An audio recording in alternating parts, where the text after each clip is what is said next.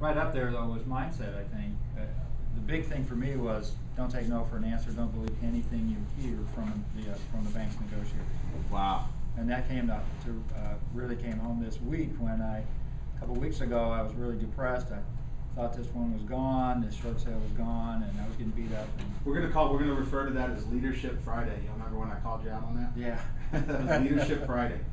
That was what that was. So I'm being told by the other side, the dark side, that you know, you're not going to get a waiver of deficiency. We already had the approval letter. The terms, everything was fine. No waiver of deficiency, and they were beaten. And I finally, a supervisor actually called me from B of A and said, "Well, you don't have to worry about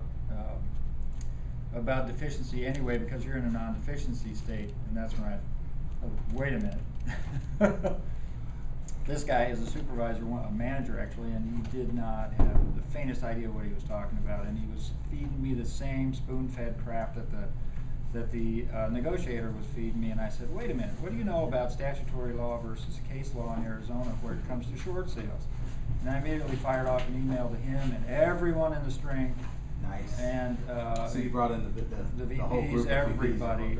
That evening I sent off a rather terse email, and the next morning I had an approval letter with full, complete waiver of deficiency on it. The next morning? The next morning. It was waiting for me in my email.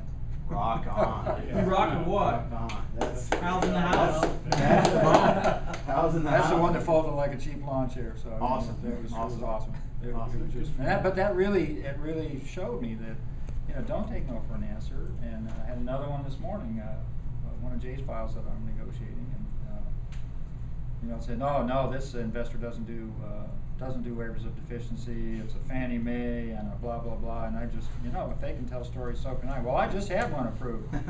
Well, okay, I'll submit it that way then. Did y'all hear that right there? That right there, that last statement, okay, I'll submit it that way then. That's actually all you're trying to get them to do. Well, I finally realized because that most people are trying to justify to themselves why they don't want to get screamed at by their boss again, because they submit stuff wrong. And so they're saying, here's our guidelines, don't submit it if it's not within the guidelines. Right. And they're going to turn it down. And I'm like, yeah, but I want that from them, not from you. Exactly. And if he can get it past him, it'll get approved. That's why they don't want it that way, because they'll approve them. That's the power stroke right there, brother. Yeah, and that was a big aha for me, just huge. Wow. Wow. That also shows up in soft negotiations. Sometimes they do that on purpose. They're like, oh, well, we can't submit it that way. And if you can just get past them and get it submitted, Well, that soft negotiation will go away. Yeah, if they can get you back down with that, Right. then they know you're a rollover. great, I'll move on to the next Commissions are file, you know. Yeah, yeah, yeah.